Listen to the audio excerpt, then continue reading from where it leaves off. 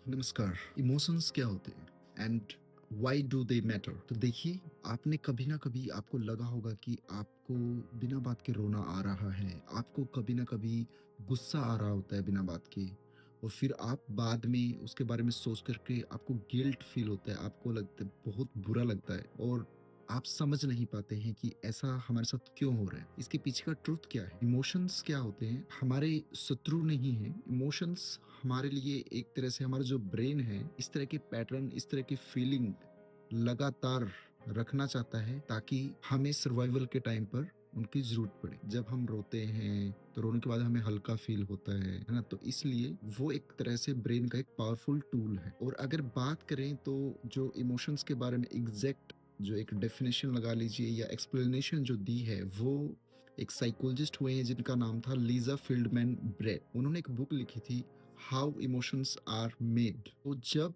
Constantly brain हमारा एक feeling को लेकर के रखता है, हमारी बॉडी के अंदर कहीं न कहीं कुछ हमें ऐसे पेन फील होता है, जब हम इमोशन एक्सप्रेस करते हैं, तो एक फीलिंग रहती है ना? तो वो हमारे पास्ट जो एक्सपीरियंसेस हैं या हमारी बॉडी के जो हमें बॉडी सिग्नल दे रही होती है, तो वो सब वो एक्सपीरियंसेस होते हैं, और जो लगातार जब होते हैं तो एक तरह से एक फीलिंग बनती है, और वो फीलिंग जब लगातार कॉन्स्टेंटली चलती है, तो तब जा कर के एक इमोशन जो है वो बनता है, वो इमोशन हम एक्सप्रेस कर पाते हैं, ठीक है? तो दूसरा क्या है, एक रिसर्चर हुए हैं जिनका नाम था पॉल एकमैन। उन्होंने 6 तरह के यूनिवर्सल जो एक इमोशंस का जो बेसिक है वो दिया। 6 तरह के इमोशंस को यूनिवर्सली आइडेंटिफाइड किया। वो है happiness, sadness, anger, fear, disgust and surprise. तो ये उन्होंने 6 प्रकार के इमोशंस दी। अब देखिए, इमोशंस हमें हमारे ब्रेन को कुछ ना कुछ बताते हैं। फियरफुल सिचुएशन में होते हैं, जब हमें डर लग रहा होता है, तो हमारा ब्रेन हमें याद करवाता है कि देयर मे बी डेंजर, ठीक है? तो वहाँ पे खतरा हो सकता है। तो इसलिए वी नीड टू पे मोर अटेंशन। तो हमें अटेंशन वहाँ पे अपना ध्यान लगाना है कि अपने बचाव के लिए। जब हम गुस्से में होते हैं, तो हमारा ब्रेन हमें सिखाता है कि अभी जो एक बाउंड्री जो हमारी थी वो क्रॉस हो चुकी है, तो हमें कुछ नया चेंज लाना पड़ेगा to survive, something need to change. अब जैसे सैडनेस हम फील करते हैं, तो उसमें उससे हमें क्या लगता है, जब आप कुछ बहुत ही इंपॉर्टेंट अपनी लाइफ में खो देते हैं, तो तब आपकी बॉडी को, आपके ब्रेन को क्या चाहिए होता है, एक तरह से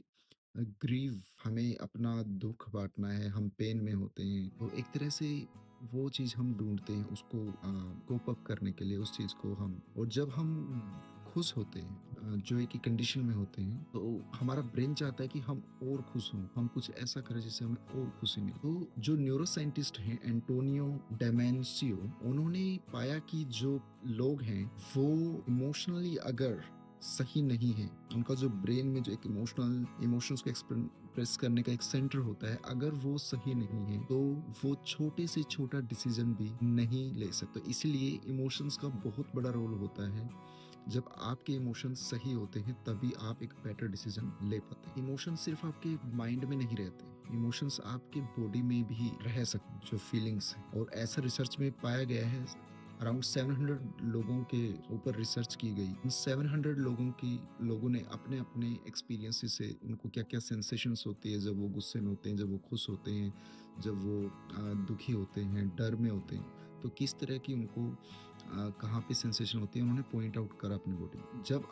जब वो गुस्से में थे, तो उनका जो चेस्ट और जो हेड था वो सबसे ज्यादा एक्टिवेट हुआ, है ना? तो वहां पे असर पड़ता है। जब वो खुश थे, तो उन्होंने उनकी पूरी बॉडी पर, वो एंटायर बॉडी पे वो इम्पैक्ट था, वो देखा गया। और जब वो डिप्रेस थे, तो उनका जो एनर्जी है, एनर्जी लेवल, वो बिल्कुल कम हो गया।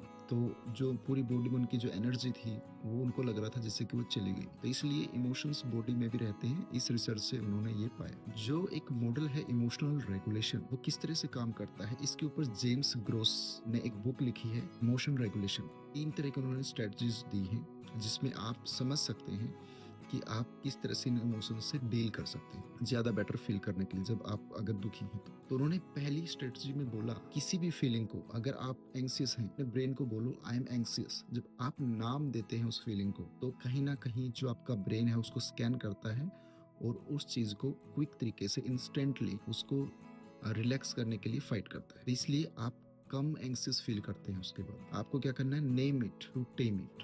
ओके? तो आपको नाम देना पड़ेगा अपनी फ़ीलिंग को, अपने इमोशंस को। दूसरा, कॉग्निटिव रिअप्रेज़ल। अब क्या होता है, तो आपको अगर आप किस सिचुएशन में हैं, तो आपको उस सिचुएशन को इस तरह से हैंडल करना है, वो सोचना पड़ेगा। Not expressing the emotion. आपको इमोशंस को एक्सप्रेस नहीं करना है। अगर आप दुखी हैं, तो आपको ये नहीं है कि आप टॉलरेट करते रहें। इमोशंस को एक्सप्रेस करना बहुत इंपॉर्टेंट है आपकी मेंटल हेल्थ और फिजिकल हेल्थ के लिए। तो आपको वो चीज़ रीफ्रेम करनी पड़ेगी। अगर आज आपको गुस्सा आ रहा है, कोई काम आपसे पूरा नहीं हुआ, तो कल ये नहीं है कि उस इमोशंस को लेकर के आप बैठे रहें। तो आपको ये बोलना पड़ेगा खुद को, आपको वो एफर्ट्स डालने पड़ेंगे कि 3 गुना 4 गुना मेहनत करूँगा। मैं जो पीछे वाला जो मेरा टाइम है, वो भी यूटिलाइज़ हो जाए। तो ये आपको रीफ्रेम करना पड़ेगा। और थर्ड जो था, वो था एक्सेप्टेंस। आपको एक्सेप्ट करना पड़ेगा। जब आप एक्सेप्ट करते हैं और जब आप डिस्कम्फर्ट हैं, तो आप बैठ जाइए और बैठ करके जो हो रहा है उसको लेट इट गो, है ना? उस तरह से सोचना पड़ेगा। आपको ये नहीं है कि आपको हर फीलिंग को फिक्स करना है। आपको बस ये है, जो भी फीलिंग आपको आ रही है उस मोमेंट पे आप बैठ जाइए और एक्सेप्ट कीजिए कि ठीक है, ये हुआ तो इसलिए ये ऐसा हो रहा है। तो विद द टाइम ये जो फीलिंग है वो अच्छी फीलिंग में चेंज हो जाएगी, जो बैड फीलिंग है। आपको एक्सेप्ट करना पड़ेगा खुद को।